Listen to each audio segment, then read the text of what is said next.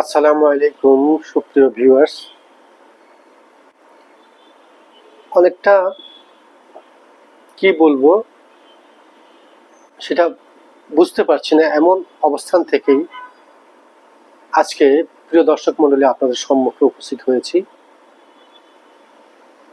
আমার প্রিয় জন্মভূমির, আমার প্রিয় বাংলাদেশের বর্তমান স্বরূপ বিশ্লেষণ করে দু চারটি কথা বলবার জন্য। প্রিয় দর্শক মণ্ডলী, যদি আমার বক্তব্য, আমার বিশ্লেষণগুলো আপনাদের কাছে ভালো লাগে, দেশ প্রেমের উদ্বুদ্ধ যে অস্তিত্ব আমাদের, আমরা বিশ্বাস করতে চাই বা আমি বিশ্বাস করতে চাই এদেশের প্রত্যেকটি মানুষ দেশকে ভালোবাসে, এতে কোনো সন্দেহ নেই। কারণ যে জাতি ভাষার জন্য জীবন দেয়, যে জাতি স্বাধীন হবার জন্য জীবন বিসর্জন দেয়, যে জাতি গণতন্ত্র প্রতিষ্ঠার জন্য জীবন দেয়, যে জাতি ফ্যাসিবাদকে উৎপীড়ন করবার উপড়িয়ে ফেলে দেওয়ার জন্য, ফ্যাসিবাদকে বিতাড়িত করবার জন্য জীবন দেয়, সে জাতি দেশপ্রেমিক না হয়ে পারে না।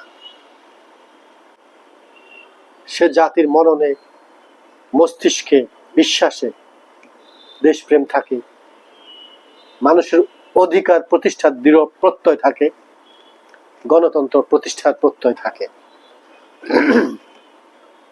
পৃথিবীর কোনো অপশক্তি সে জাতির এই প্রত্যাশাকে, সে জাতির এই স্বপ্নকে ধ্বংস করে দিতে পারে না। প্রিয় দর্শক মণ্ডলী, একটি কথা, স্বাধীনতার পরবর্তী প্রজন্ম আমরা, স্বাধীন বাংলাদেশে জন্ম, 90-এর গণ আন্দোলন, স্বৈরাচার এরশাদ বিরোধী আন্দোলন, সেখানে কলেজ পড়ুয়া কর্মী হিসেবে আমরা মাঠে ছিলাম। যে প্রত্যাশা এবং স্বপ্ন দেখে জাতি স্বৈরাচার বিতাড়িত করেছিল 90-এর গণ আন্দোলনে, 91 নির্বাচনে সেই নবজাতক শিশু জন্ম নিয়েছিল।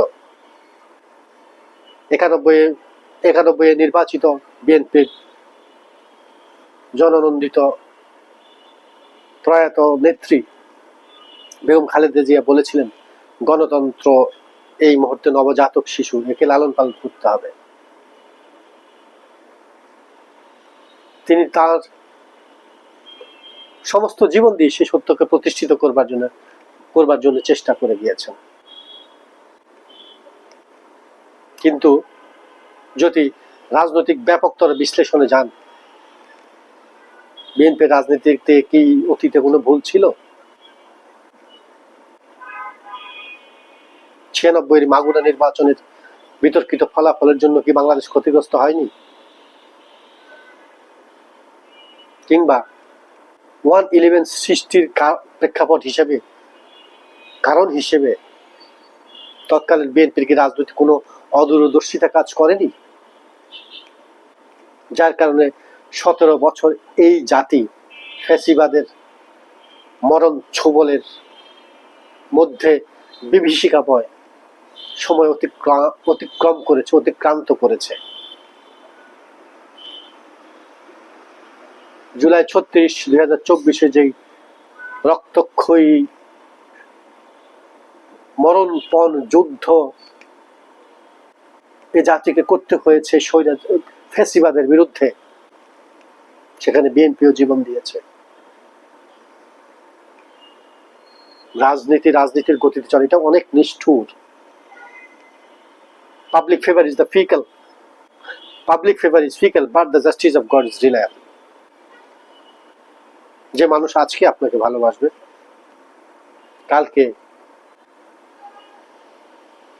ফুলের মালার পরিবর্তে গলায় জুতোর মালাও পরিয়ে দেবে।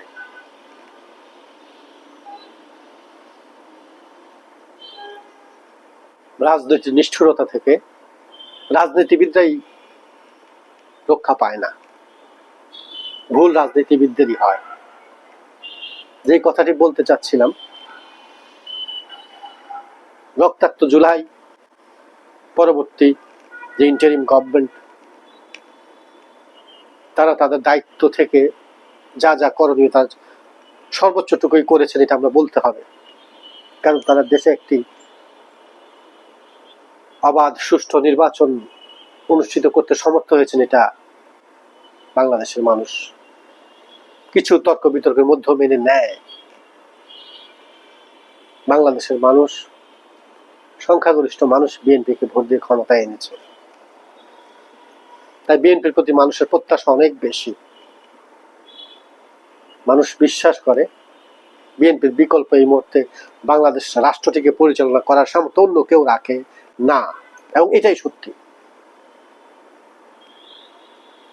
জামায়াত ইসলামী বাংলাদেশ বা বাংলাদেশ জামায়াত ইসলামী বিএনপির সাথে থেকে থেকে রাজনীতির অনেক পরিপক্কতা অর্জন করেছে। বিগত নির্বাচনে তাদের যেই প্রাপ্ত ভোটের যেই সংখ্যা, এটা বিস্ময়কর। আমরা আবির্ভূত। ক্ষমতায় না থেকেও তারা ক্ষমতার সিঁড়িতে পা রেখে দিয়েছে, এটা নির্দ্বিধায় বলা যায়।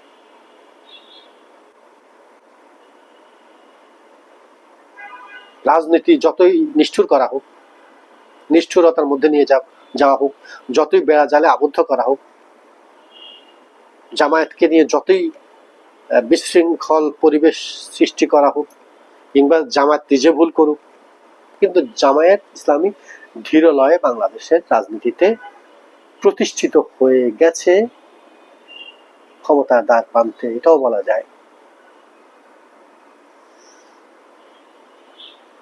কারণ সংসদে তারা এখন বিরোধী দল, শক্তিশালী বিরোধী দল। তো যেটা মূল কথা, সে জুলাই 36 পরবর্তী যেই প্রত্যাশা জাতির মননে এবং বিশ্বাসে ছিল, 12 ফেব্রুয়ারি 2026 নির্বাচন পরবর্তী গঠিত বিএনপি সরকারের কাছে মানুষের যে প্রত্যাশা, মানুষ এখনো হতাশ হয়নি। মানুষ এখনো বিশ্বাস করতে চায় বিএনপি সরকার সফল হবে। কারণ বিএনপি সরকার সফল না হওয়ার বিকল্প কিচ্ছু নেই। রাজনীতিতে ঐক্যমত্য সবকিছুতে হবে না, এটাই জাগতিক নিয়ম। বিএনপি বড় দল হিসাবে তার নিজস্ব একটা শৃঙ্খলা আছে, প্রত্যাশা আছে, কমিটমেন্ট আছে, সেটা দলগতভাবে এবং জাতির জন্য, দুই দিক থেকেই। কিন্তু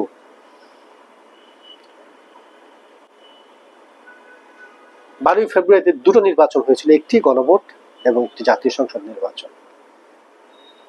বিএনপি গণভোটকে ছেড়ে দিয়ে, গণভোটকে বা জুলাই সনদের বাস্তবতাকে উপেক্ষা করে যে একলা চলো নীতিতে বিএনপি এগিয়ে যাচ্ছে, সেই জায়গায় আমরা সাধারণ মানুষ বিএনপিকে নিয়ে দুশ্চিন্তাগ্রস্ত হয়ে যাচ্ছি।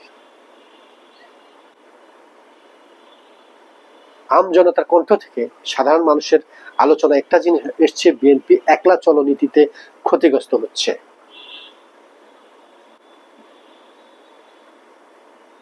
বিএনপি ঘরে বাইরে চাপের মুখে পড়ছে। জুলাই সনদ বাস্তবায়নের অঙ্গীকারে দেশের প্রায় 70% মানুষের ভোটাধিকারের মাধ্যমে প্রতিষ্ঠিত হয়েছে। এখন যদুকে মধু, মধুকে যদু বলে জুলাই সনদ বাস্তবায়নের যেই শৃঙ্খলা, সেটাকে উপেক্ষা করা বিএনপির জন্য সাপে বল বা বিপজ্জনক হবে। বিএনপির জন্য এটা বিপজ্জনক হবে, মানুষ এমনটা মনে করছে। আওয়ামী লীগের মতো পতিত ফ্যাসিবাদের মরদ ছোবল বিএনপির দিকে ধেয়ে আসবে। প্রতিবেশী ভারত রাষ্ট্রের, এত বৃহৎ রাষ্ট্রের যেই ভূ রাজনৈতিক ভাবে যেই বাংলাদেশের উপর তার যে আক্রোশ, সেটা বিএনপির প্রতি পজিটিভ হবে মানুষ মনে করে না। আভ্যন্তরীণভাবে দেশের ভেতর বিরোধী প্রত্যেকটা পক্ষকে সরকার নিজের বিপক্ষে নিয়ে যাচ্ছে। তাহলে মিত্র বলতে কিছু কি থাকছে? অথচ আজকে যারা বিরোধী পক্ষ, বিরোধী দলে আছেন, এটা বিএনপির সাথে রাজনীতি করেই বা বিএনপি তাদের সাথে রাজনীতি করেই অতীত সরকার গঠন করেছিলেন, সরকার পরিচালনা করেছেন। বিএনপি বড় দায়িত্ব পালন করার কথা ছিল, সবাইকে নিয়ে দেশটাকে এগিয়ে নিয়ে যাওয়ার কথা ছিল। বিএনপি রাশেদ খান মেনন তৈরি করে বা হাসানুল হক ইনু তৈরি করে সেই পুরাতন রাজনৈতিক ধাঁচে নিজেকে এগিয়ে নিতে চাইলে বিএনপি ভুল করবে। গণমানুষের জায়গা থেকে বিএনপি গণমানুষের দল, গণমানুষের প্রত্যাশাটা বিএনপিকে পূরণ করতে হবে, গণমানুষের হার্ট বিটটা ওন করতে হবে, বুঝতে হবে প্লিজ বাংলাদেশকে হাঁটতে দেওয়া যাবে না। সাম্য, সামাজিক ন্যায় বিচার এবং মানবিক মূল্যবোধের বাংলাদেশ করতে হলে বিএনপিকে নিজে এবং ক্ষমতার বাইরে যত দল আছে তাদেরকে একসাথে নিতে হবে, তাদেরকে তাদের বলার অধিকার দিতে হবে। মানুষের বলার অধিকারকে কেড়ে নেওয়ার কোনো প্রয়াস চালানো যাবে না। গত দুদিন এনসিপি কে নিয়ে যা হচ্ছে বাংলাদেশে, হবিগঞ্জে বা সিলেটে, যশোরে, সাতক্ষীরায় বিভিন্ন সময় যা হচ্ছে, বিএনপি এটা নিয়ন্ত্রণে নিয়ে আসতে হবে। মাননীয় প্রধানমন্ত্রীর প্রতি মানুষের প্রত্যাশা, তিনি অত্যন্ত বিচক্ষণতার সাথে এই বিষয়গুলো হ্যান্ডেল করবেন। এই বিএনপি গত 17 বছর জননন্দিত নেত্রী বেগম খালেদা জিয়াকে কতটুকু প্রশান্তি দিতে পেরেছে। বিএনপি ঠিক আছে, বিএনপির মধ্যে যারা ছিলেন আজকেও তাদের অনেকেই আছেন। আমরা বিশ্বাস করতে চাই এনসিপি জুলাই যোদ্ধাদের প্রথম সারিতে, অস্বীকার করা যাবে না। 5ই আগস্টের পূর্বে, জুলাই 36 5ই আগস্টের পূর্বে আজকে যেই হাসনাত, নাহিদ, সার্জিস, আখতার, ওরা যে কজন ছিল তাদের নেতৃত্বেই সারা ছাত্র সমাজ উদ্বুদ্ধ হয়েছিল।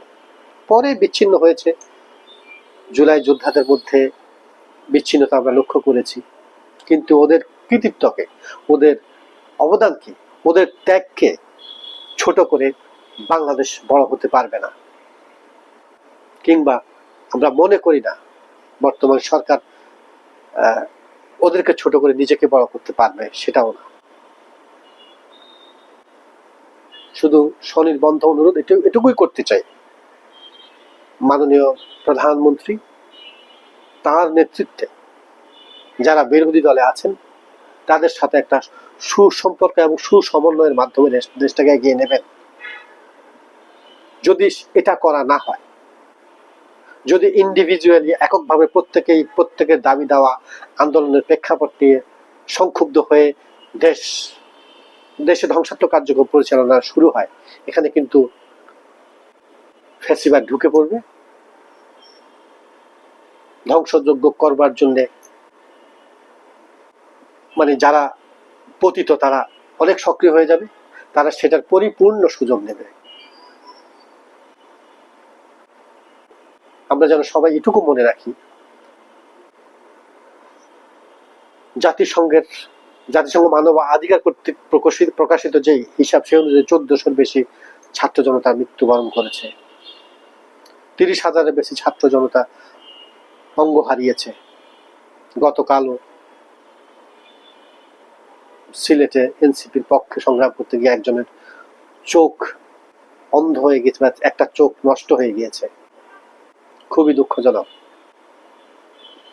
এগুলো আত্মঘাতী হচ্ছে দেশের জন্য, আমি বলবো সরকারের জন্য, বিরোধীদের যারা আছেন তাদের জন্য। উদাত্ত আহ্বান জানাবো, সবাই এক টেবিলে এক চেয়ারে বসে জুলাই সনদের প্রতিটি অক্ষর গণভোটের আলোকে বাস্তবায়ন করুন এবং বর্তমান প্রধানমন্ত্রীকে সবাই সহযোগিতা করুন এবং মাননীয় প্রধানমন্ত্রীর কাছে আহ্বান জানাবো তিনিও সবাইকে ডেকে এক টেবিলে, এক রাউন্ড টেবিলে বসে সত্যিকার ভাবে একটা প্রসিডিউর, একটা সমস্ত কিছু রাষ্ট্রকে এগিয়ে নেওয়ার যে প্রসিডিউর, সেটা প্রণয়ন করে দেশকে এগিয়ে নেবেন। দেশের অর্থনীতি খুব ক্ষতিগ্রস্ত হচ্ছে, মানুষ নিত্য প্রয়োজনীয় থেকে শুরু করে প্রতিটা ক্ষেত্রে মানুষ অসম্ভব বিড়ম্বনার মধ্যে আছে। মানুষ মাত্রাতিরিক্ত স্ট্রাগল করছে, মানুষ দারিদ্রতার মধ্যে পড়ে যাচ্ছে, মানুষ সংক্ষুব্ধ হয়ে উঠছে। এই দায়িত্ব শুধু সরকার একা পূরণ করবে এটা মনে করি না। বিরোধী দল সহ যারা আছেন সবাই ঐক্যবদ্ধভাবে একমত হয়ে, একমতে এক ধ্যানে দেশটাকে এগিয়ে নেবেন, এই প্রত্যাশা রেখে সবার প্রতি করজোড়ে অনুরোধ রাখছি। সমস্ত স্টেক হোল্ডার যারা রাজনীতির সাথে জড়িত আছেন, যারা দেশের জন্য কাজ করবেন, যারা দেশের উন্নয়নের ক্ষেত্রে অগ্রণী ভূমিকা রাখবেন, কারণ রাজনীতিবিদরাই দেশটাকে লিড দেয়, রাজনীতিবিদদের নেতৃত্বেই মানুষ জীবন দেয়। তো আমজনতা জীবন দিয়ে দিয়ে রাজনীতিবিদদেরকে আর কতদিন রক্ষা করবে? রাজনীতিবিদদেরকে এই জায়গা থেকে মাননীয় প্রধানমন্ত্রী সহ বিরোধী দলীয় সবাই একমত হয়ে দেশটাকে এগিয়ে নেবেন, এই প্রত্যাশায় শুভরাত্রি। সবাই ভালো থাকবেন। আসসালামু আলাইকুম ওয়া রাহমাতুল্লাহি ওয়া বারাকাতুহু।